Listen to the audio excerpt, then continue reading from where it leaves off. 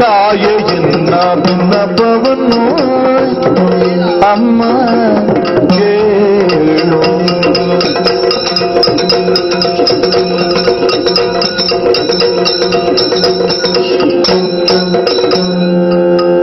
ಎನ್ನ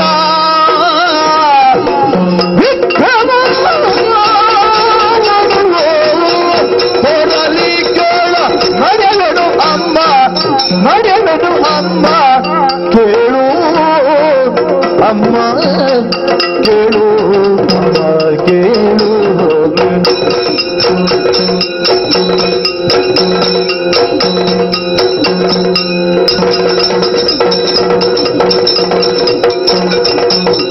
ಲಾಲಿ ಮೂದೆಲೆ ತಾಯೇ ಎನ್ನ ಭಿನ್ನಪವನ್ನು ದಯದಿ ಭಿನ್ನಪವನ್ನು ಅಮ್ಮ ಕೇಳು.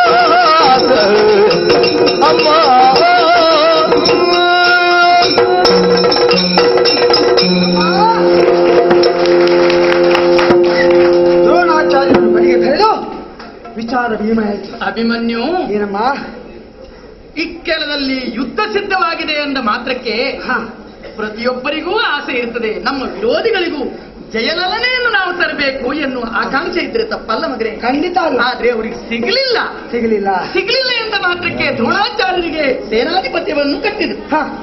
ಆ ಸಿಕ್ಕಿದ ದ್ರೋಣಾಚಾರ್ಯರು ಸಿಕ್ಕಿದ ಅಧಿಪತ್ಯದಲ್ಲಿ ಏನು ಸಾಧನೆ ಮಾಡಿದ್ರು? ಚಕ್ರವ್ಯೂಹ ಎನ್ನುವುದನ್ನು ರಚನೆ ಮಾಡಿದ್ರು. ಮಾತ್ರ ಅಲ್ಲ, ಒಬ್ಬ ಆಳನ್ನು ನೇರವಾಗಿ ನನ್ನ ದೊಡ್ಡ ತಂದೆ ಬಳಿಗೆ ಹಚ್ಚಿದ್ರು. ವ್ಯೂಹ ರಚಿಸಿ ಯುದ್ಧಕ್ಕೆ ಆಹ್ವಾನಕ್ಕಾಗಿ ನಮ್ಮಲ್ಲಿಗೆ ಒಬ್ಬ ಬಂದ. ವಿಚಾರ ತಿಳಿದು ದೊಡ್ಡ ತಂದೆಯವರು ದುಃಖಿಸ್ತಾ ಇದ್ರು. ಹೌದಮ್ಮ, ಅಷ್ಟು ಹೊತ್ತಿಗೆ ಅವರ ಮುಂದೆ ಸೀಟಿನ ಮಾಡಿ ಅವರಿಗೆ ಧೈರ್ಯದ ಮಾತು ಹೇಳಿದೆ. ಅವರಿಂದ ಆಶೀರ್ವಾದ ಪಡೆದೆ. ರಣವೀರ್ಯವು ಸಿಕ್ಕಿತು. ನೇರ ನಿನ್ನ ಬಳಿಗೆ ಬಂದೆ. ಯಾಕೆ ಗೊತ್ತಾ ಅಮ್ಮ? ಏನು ಏನಾಯ್ತು? ಪಡೆಯುತ್ತ ಆಜ್ಞೆಯ ನಿನ್ನಲಿ ಸಮರಗೆಯೇ ಹೋಗುತ್ತದೆ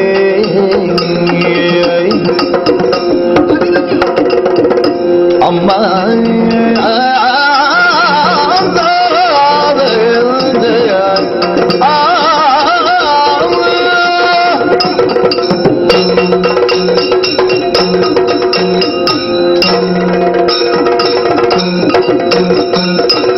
ಪಡೆಯುತ್ತಾದ್ಯ ನಿಲ್ಲು ಸಮರಗೆ ಹೋದರೆ ತಂದೆ ನಮ್ಮ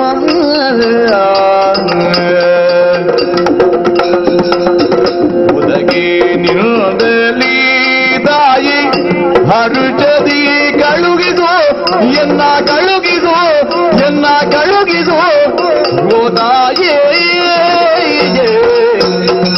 ಪಡೆಯುತ್ತಾದ್ಯ ಸಮರಕ್ಕೆ ಹೋಗದೆ ಬಂದೆ ನಮ್ಮ ಅಮ್ಮ.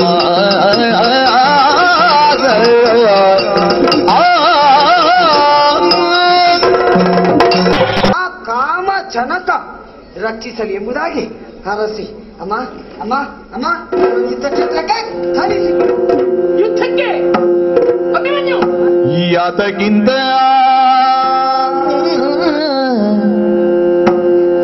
ಬುದ್ಧ ಬುದ್ಧಿ ಬಂತು ಕಂದ ಕಂದ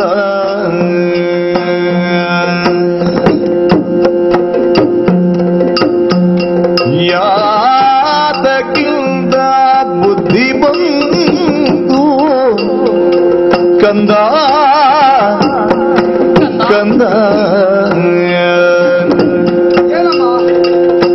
ಬೆಳಗಿದವ ನೀನಂತವ ಅಂತ ಗೊತ್ತು ಮಗನೇ.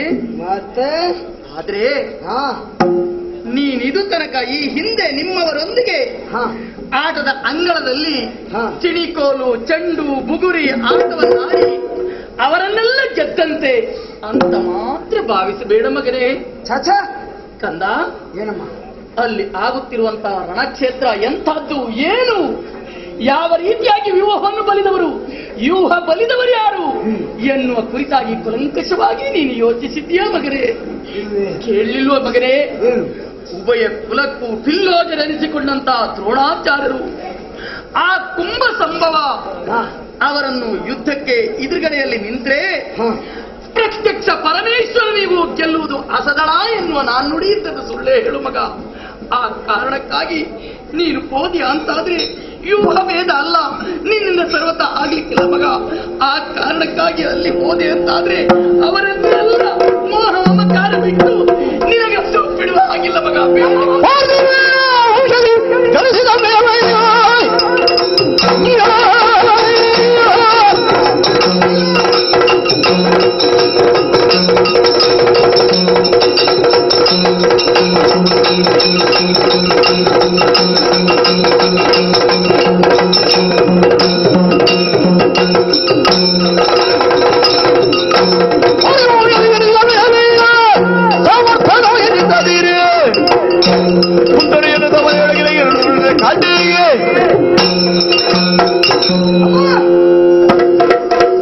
ನಾನು ಹುಟ್ಟಿದ ವಂಶ ಯಾವುದು? ಅಖಂಡವಾದ ಭರತ ಖಂಡದಲ್ಲಿ ಪವಿತ್ರವಾದ ಚಂದ್ರ ವಂಶದಲ್ಲಿ ಹುಟ್ಟಿಕೊಂಡಿದ್ದೇನೆ. ನಮ್ಮ ಹಿರಿಯರು ಆಲಿ ಬಾಳಿ ಗಳಿಸಿ ಉಳಿಸಿದಂತಹ ಕೀರ್ತಿ ಎನ್ನುವ ಮಗುಟಕ್ಕೆ ಮತ್ತೊಂದು ಗರಿಯನ್ನು ಪೋಣಿಸುವುದಕ್ಕೆ ನಿನ್ನ ಮಗ ಹೊರಟಿದ್ದೇನೆ. ಅಮ್ಮ, ಈ ಅವಕಾಶದಿಂದ ನನ್ನನ್ನು ವಂಚಿತನಾಗಿಸಬೇಡಮ್ಮ. ಅಮ್ಮ ಅಮ್ಮ ಅಮ್ಮ, ಏನು ಒಂದು ಆಶೀರ್ವಾದ ಮಾಡಿ ನನ್ನನ್ನು ಕವಿಸಿಕೊಡ. ನೀತಿಯಲ್ಲ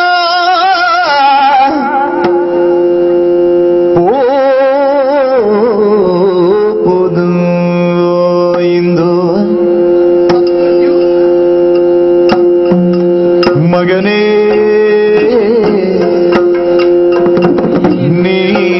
ನೀತಿಯಲ್ಲ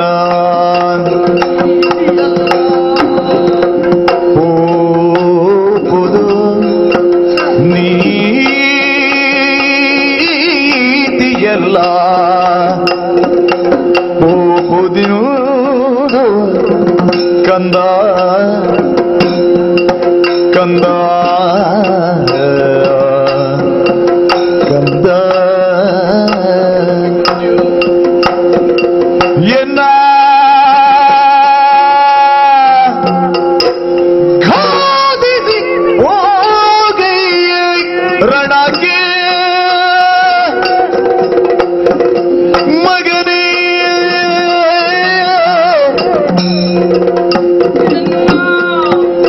ಘಾದಿಸಿ ಹೋಗಯ್ಯ ರಣಕ್ಕೆ ಕಂದ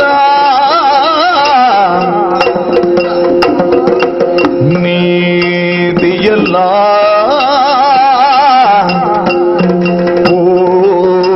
ಓದು ಮಗನೇ ಮಗನೇ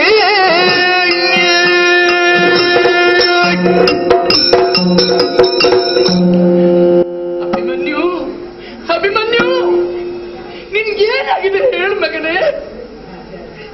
ಇಂದಲ್ಲ 16 ವರ್ಷಗಳ ಹಿಂದೆ ಅಂಬೆಗಾಲಿಕ್ಕಿ ಬಿದ್ದೆದ್ದು ಅಳುತ್ತಿದ್ದಾಗ ಅಮ್ಮ ನಿನಗದು ಬೇಕು ಅಂತ ಹಠ ಹಿಡಿಯುತ್ತಿದ್ದೀಯ. ನಿನ್ನ ಹಠ ಛಲ ಸಾಧನೆಗಾಗಿ ನಿನ್ನ ಆಶೋತ್ತರಗಳನ್ನೆಲ್ಲವನ್ನು ಈಡೇರಿಸಿಕೊಟ್ಟುಗಳಲ್ವೇ ಮಗನೇ? ಅದು ಬೇಡ, ಇದಾಗಿದೆ ಮಗನೇ ಅಂತ ನಿನ್ನ ಅಪ್ಪೆ ಆಕ್ಷೇಪ ಮಾಡಿದವಳು ಹೇಳುತ್ತಲ್ಲ. ಇಲ್ಲಮ್ಮ ಇಲ್ಲ. ಕತ್ತ ಏನಮ್ಮ? ಇವತ್ತು ಆ ಕಾರಣಕ್ಕಾಗಿ ಅಲ್ಲ ಮಗ, ಮತ್ತೆ ಯುದ್ಧ ರಂಗದಲ್ಲಿ ಆಗುತ್ತಿರುವಂತಹ ದೃಶ್ಯಾವಳಿಗಳನ್ನು ನನ್ನ ಸ್ಮೃತಿಯಲ್ಲಿ ಪ್ರತಿಧ್ವನಿಸುತ್ತಿದ್ದಾವೆ ಮಗ. ಮೋಹ ಮಮಕಾರಗಳಿಲ್ಲದೆ ಒಬ್ಬನ ಕರುಳಿಗೆ ಮತ್ತೊಬ್ಬನ ಸರುಳು, ಒಬ್ಬನ ಎದೆಗೆ ಮತ್ತೊಬ್ಬನ ಗದೆ, ಕಡಿ ಕೊಚ್ಚು ಕಲ್ಲು ರಕ್ತ ಮಾಂಸ ಕೆಸರು ಅಂತ ಕೋಲಾಹಲದ ಮಧ್ಯ ನೀನು ಹೋಗಿ ಜಯಲಲಿತೆಯನ್ನು ತರ್ತೇನೆ ಅಂತ ಹೇಳಿದ್ರೆ ನಿನ್ನ ಆಶೋತ್ತರಗಳಿಗೆಲ್ಲ ನಾನು ಕಣ್ಣೀರೇರಿಸುವುದಕ್ಕಾಗಿ ಮಾತನಾಡ್ತೇನೆ ಅಂತ ಭಾವಿಸಬೇಡ ಮಗನೇ. ಮಗನೇ,